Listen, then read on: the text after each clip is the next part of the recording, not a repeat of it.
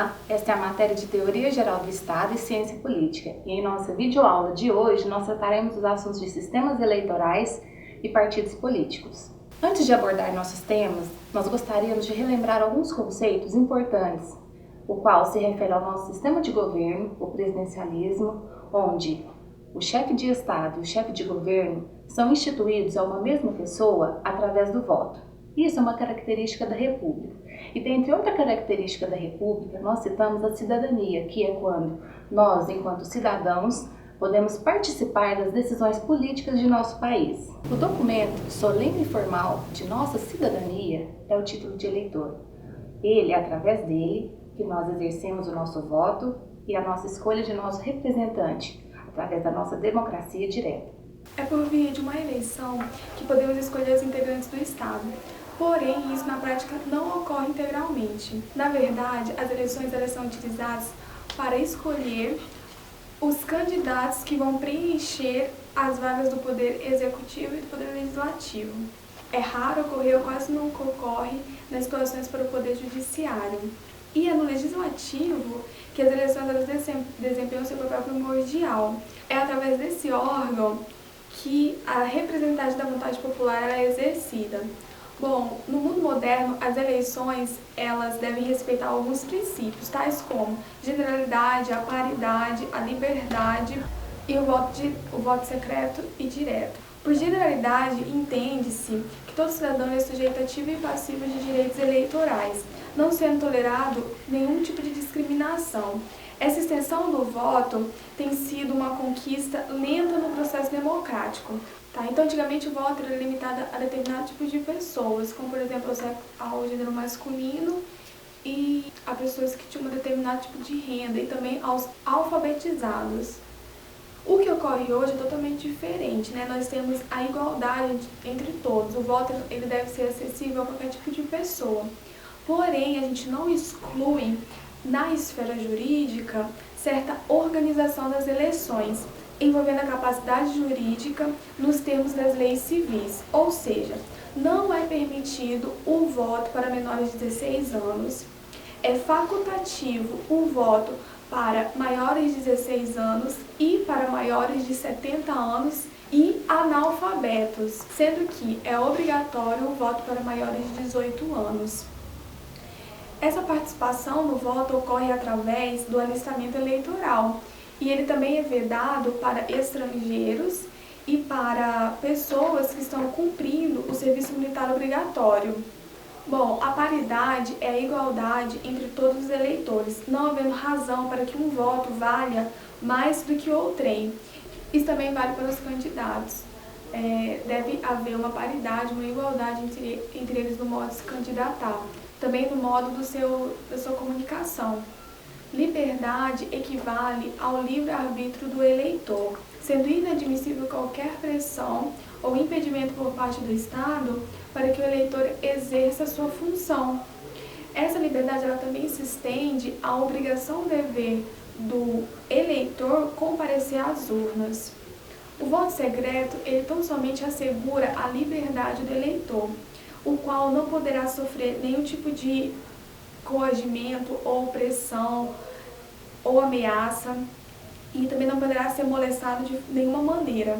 O voto direto, por fim, é aquele que o próprio eleitor sufraga a própria pessoa no qual ele deseja que seja eleita. No século passado, só podia votar aqueles que comprovassem a sua renda e se ela fosse satisfatória. Era chamado de voto censitário, que não é democrático. Atualmente, só não pode votar aqueles que são destituídos de capacidade jurídica nas leis civis e menores de idade. O voto é obrigatório somente para maiores de 18 e facultativo para aqueles entre 16 a 18 anos, maiores de 70 anos e analfabetos. O voto majoritário é o mais intuitivo dos processos eleitorais. Durante muito tempo, ele foi o único conhecido. Nele é eleito o candidato mais votado. Existe a maioria do critério majoritário, que é a relativa e a absoluta. A maioria relativa se refere ao candidato eleito com o maior número de votos.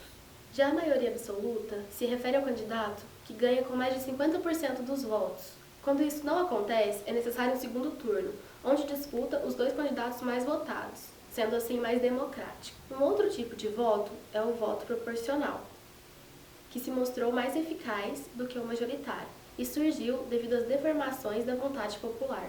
Nesse processo, consiste na divisão das cadeiras do parlamento proporcionalmente aos votos de cada partido político. Isso é chamado de quociente eleitoral. É feito dessa forma para que exista diversas opiniões públicas e que as minorias também sejam representadas. Porém, uma consequência é que pode existir uma proliferação de partidos políticos e que abre espaço para extremistas. Para que isso não aconteça, existe uma exigência de votação mínima. Também existe o voto distrital, que consiste na divisão do Estado em distritos para fins eleitorais. Cada distrito possui seus candidatos, assim podendo votar somente neles e não nos outros distritos, e isso ocorre no voto distrital puro.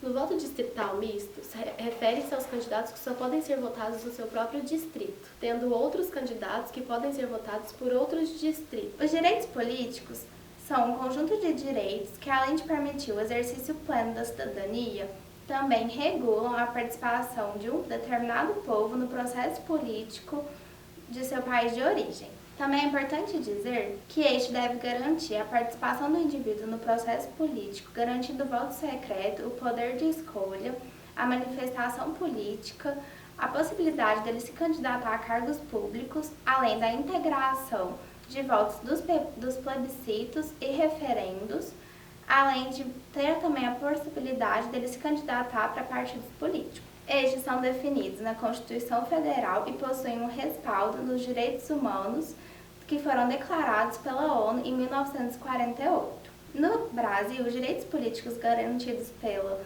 Constituição Federal são 6.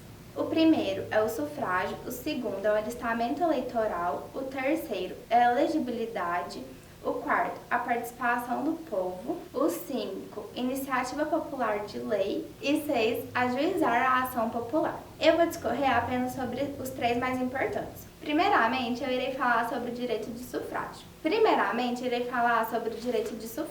Sufrágio é o processo de escolha. E é importante ressaltar que ele é diferente de voto, porque o sufrágio é o processo e o voto é a forma de você exercer esse seu direito de escolha. Há 4 tipos de sufrágio. O primeiro é o sufrágio censitário. Isso ocorre quando o governo determina uma renda mínima para que as pessoas possam exercer seu direito de voto. Ou seja, qualquer pessoa que tem aquela renda, a partir daquela renda igual ou acima dela, podem exercer o direito de voto, tendo apenas que fazer uma contribuição para os cofres públicos. Esse tipo de sufrágio já ocorreu no Brasil e foi determinado pela Constituição do Império do Brasil em 1824. O segundo tipo de sufrágio é o sufrágio cultural. Este fala que para uma pessoa poder exercer o seu direito do voto, ela deve ter um grau mínimo de conhecimento e informação política. E é importante dizer que isso ainda é possível ser encontrado ao redor do mundo, principalmente nas entidades federativas, em algumas delas, nos Estados Unidos. O terceiro tipo de sufrágio é o sufrágio masculino. Esse determina que apenas os homens podem exercer o direito ao voto. E, além disso, afirma que as mulheres não podem exercer esse direito porque elas têm inabilidade congênita e insensibilidade à política. O quarto e último tipo de sufrágio é o sufrágio universal. Ele diz que a maior parte dos indivíduos possíveis devem exercer o poder ao voto. No Brasil, é possível encontrar atualmente o sufrágio universal. Porém, além de ser universal, ele é restrito, porque algumas pessoas não podem exercer o direito ao voto, como estrangeiros, pessoas que estão cumprindo penas criminais, quem está cumprindo serviço militar obrigatório, incapazes, menores de 16 anos, entre outros. O segundo direito político que eu irei discorrer sobre é o alistamento eleitoral. Neste direito, é possível que a gente entenda melhor o porquê que o sufrágio, além de ser universal, é restrito, porque nesse direito político que são determinadas as condições necessárias para você poder ser um eleitor. A primeira condição é que você tenha nacionalidade brasileira. A segunda é que você seja maior de 16 anos. Em terceiro lugar, você tem que estar em dia com os seus deveres políticos e com o serviço militar obrigatório para os homens maiores de 18 anos. E por último, você tem que formular um requerimento para a Justiça Eleitoral de acordo com o que está dito no Código Eleitoral. Dessa forma, é possível ver que o voto é vetado para menores de 16 anos, para quem esteja cumprindo o serviço militar obrigatório, para quem não esteja quite com seus deveres políticos, para quem não formule esse requerimento de acordo com a lei. Além disso, em alguns casos o voto é facultativo. O primeiro desses casos é quando a pessoa é maior de 16 anos e menor de 18, quando ela é maior de 70 anos ou quando a pessoa é analfabeta. Por fim, eu irei falar sobre os critérios de elegibilidade. Nós temos os critérios constitucionais e os critérios legais. Primeiramente, eu irei falar sobre os critérios constitucionais. O primeiro é que essa pessoa deve estar filiada ao partido há no mínimo 6 meses. O primeiro é que o indivíduo deve ter nacionalidade brasileira. A segunda é que ele deve estar filiado ao partido ao menos 6 meses antes da eleição ou no prazo estipulado pelo Estatuto do Partido. Em terceiro lugar, ele deve ser eleitor em circunstâncias de eleição há no mínimo 1 ano. Em quarto lugar, ele deve exercer todos os seus deveres políticos plenamente e estar quite com todos eles. Em quinto lugar, nós temos alguns cargos que têm alguma idade mínima.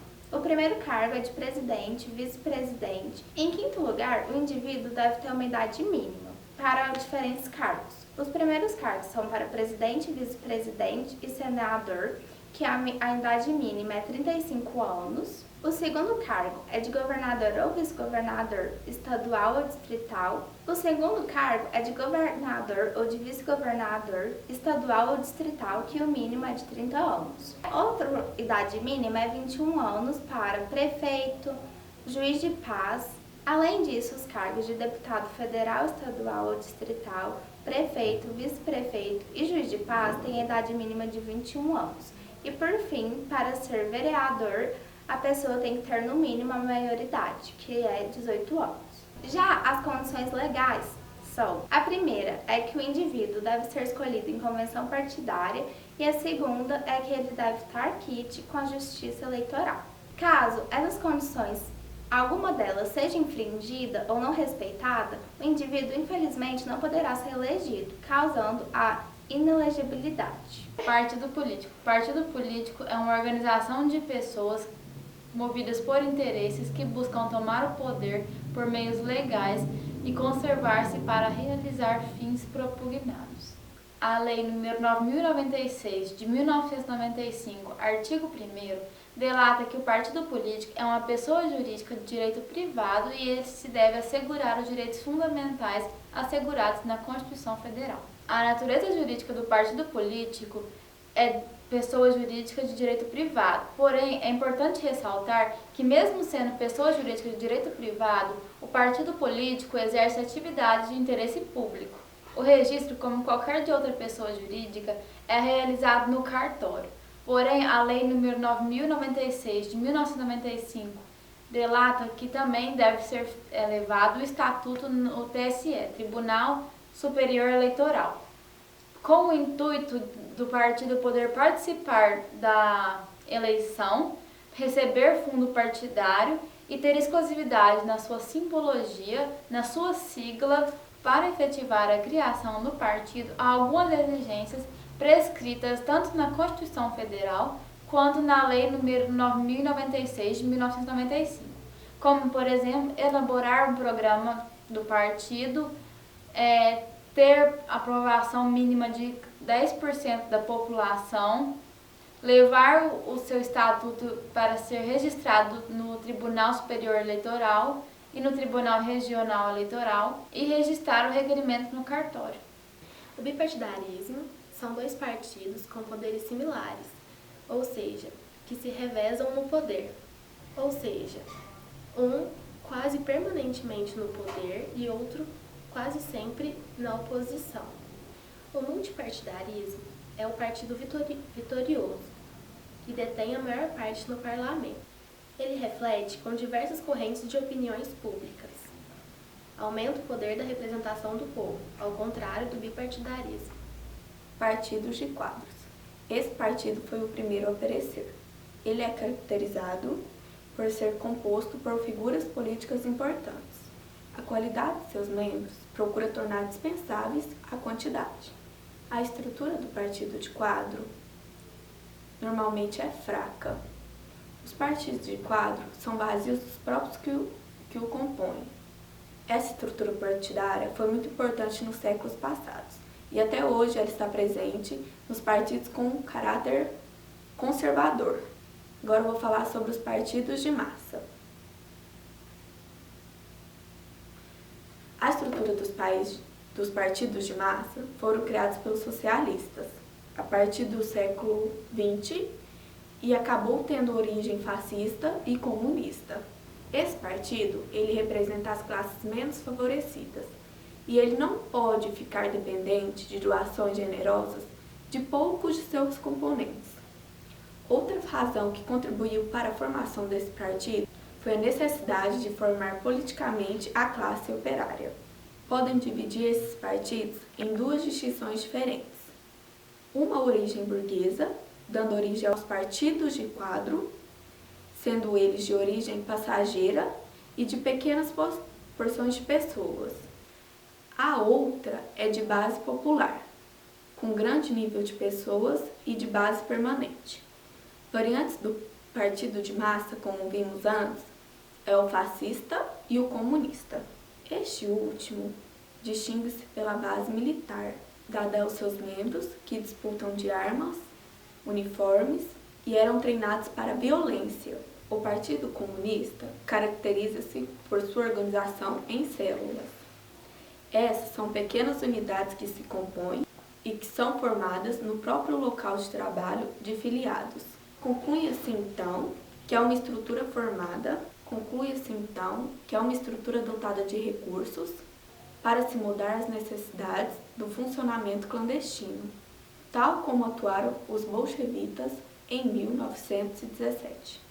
O Fundo Especial de Assistência Financeira aos Partidos Políticos, ou também conhecido como Fundo Partidário, é distribuído e destinado a todos os partidos políticos regularmente registrados no TSE e que estejam com suas prestações de contas em dia.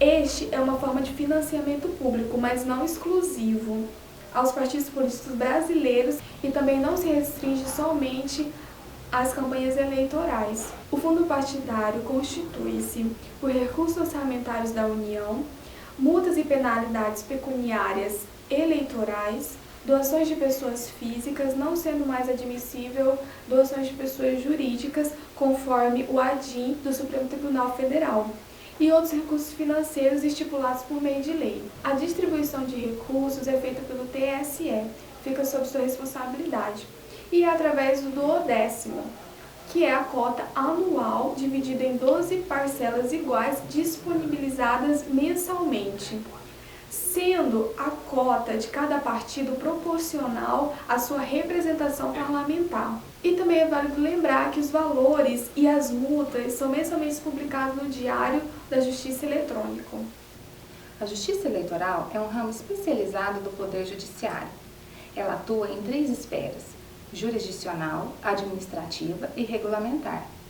Jurisdicional porque a ela compete julgar as questões eleitorais.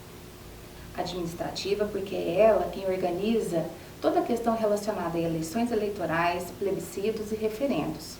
Regulamentar porque a ela está imputada o poder de elaborar as normas relacionadas ao sistema eleitoral. Somente o conhecimento e o saber contribuem nas melhores escolhas. Nós esperamos sinceramente que a nossa modesta aula de hoje tenha contribuído com você, acadêmico e cidadão, na construção de um país melhor. O nosso muito obrigado. O filho do Ipiranga,